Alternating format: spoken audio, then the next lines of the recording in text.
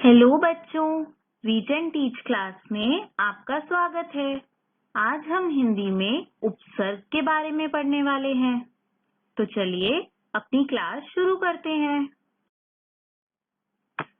तो आप सोच रहे होंगे कि उपसर्ग होता क्या है। जो शब्दांश किसी शब्द के आरंभ में लगकर या जुड़कर उनके अर्थ में परिवर्तन ला देते हैं वे उपसर्ग कहलाते हैं।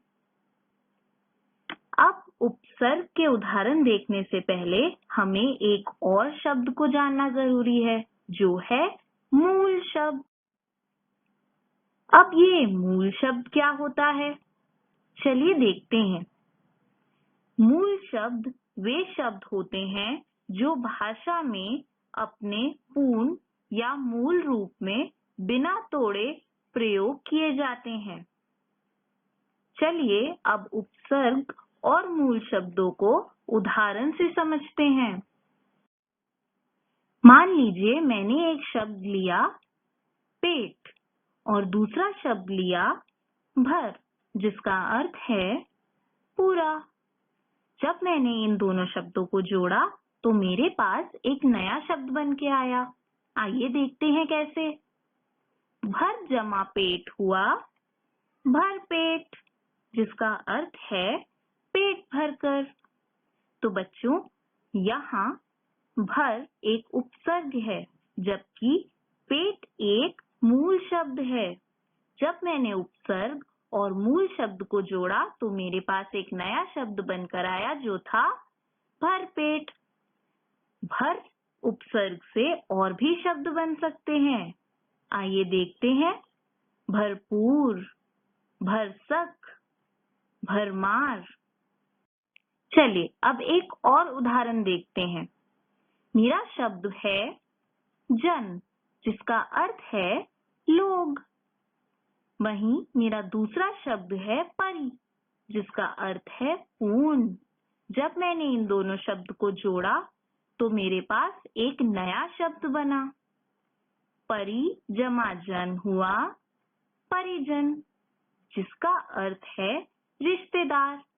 तो बच्चों, आपने देखा जन शब्द का अर्थ था लोग, लेकिन जब हमने इसमें उपसर्ग जोड़ दिया तो वो बन गया परिजन, जिसने मूल शब्द जन का अर्थ ही बदल दिया।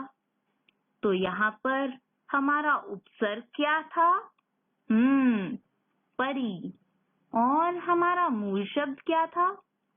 बिल्कुल सही, जन। इन दोनों को जब मैंने मिलाया तो मेरा नया शब्द क्या बना? परिजन। आइए देखते हैं परि उपसर्ग से और कौन कौन से शब्द बन सकते हैं। परिवार, परिक्रमा, परिणाम। तो आइए अब कुछ अन्य उदाहरण देखते हैं। अब मैं आपको उपसर्ग, उपसर्ग का अर्थ और उपसर्ग से बने नए शब्दों के बारे में पढ़कर बताऊंगी। तो हमारा पहला उपसर्ग है अप। इस उपसर्ग का अर्थ है बुरा। इससे बने नए शब्द हैं अपमान, अपशब्द, अपराध। हमारा दूसरा उपसर्ग है परा, जिसका अर्थ है उल्टा, अनादर, नाश। इससे बने नए शब्द हैं पराजय, पराक्रम, पराभव। हमारा तीसरा उपसर्ग है बे, जिसका अर्थ है बिना। इससे बने नए शब्द हैं बेकाम, बेअसर, बेरहम। हमारा चौथा उपसर्ग है सर, जिसका अर्थ है मुख्य। इससे बने नए शब्द हैं सरताज, सरदार, सरपंच। तो बच्चों, ये थे उपसर्ग। याद रखिए, उपसर्ग हमेशा मूल शब्दों के आगे लिखे जाते हैं। आशा करती हूँ आपको ये वीडियो देखकर उपसर्ग के बारे में बहुत सारी जानकारी मिली होगी।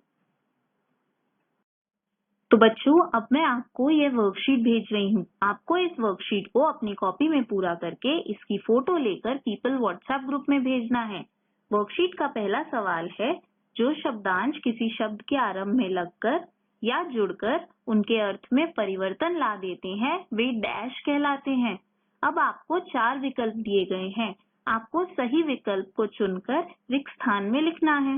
इसी तरह दूसरे प्रश्न है, वे शब्द जो भाषा में अपने पूर्ण या मूल रूप में बिना तोड़े प्रयोग किए जाते हैं डैश कहलाते हैं। यहाँ भी आपको 4 विकल्प दिए गए हैं। आपको सही विकल्प को चुनना है और रिक्त स्थान में लिखना है। आपका तीसरा प्रश्न है, दिए गए उपसर्गों से 2-2 शब्द लिखिए। जैसे मेरा पहला उपसर्ग है परी, तो इससे मैं 2 शब्द बनाकर लिखूंगी। और हम याद रखेंगे कि उपसर्ग हमेशा नए शब्दों के आगे लिखे जाते हैं, यानी कि मूल शब्द से पहले आते हैं। हमारा चौथा प्रश्न है, दिए गए शब्दों से उपसर्ग और मूल शब्द अलग कीजिए। जैसे भरमार मुझे शब्द दिया गया है, तो इसमें उपसर्ग है भर और मूल शब्द है मार। इसी तरह बाकी के 3 विकल्पों में आप बताएंगे कि कौन सा उपसर्ग है और कौन सा मूल शब्द। गुड लक बच्चों, बाय बाय।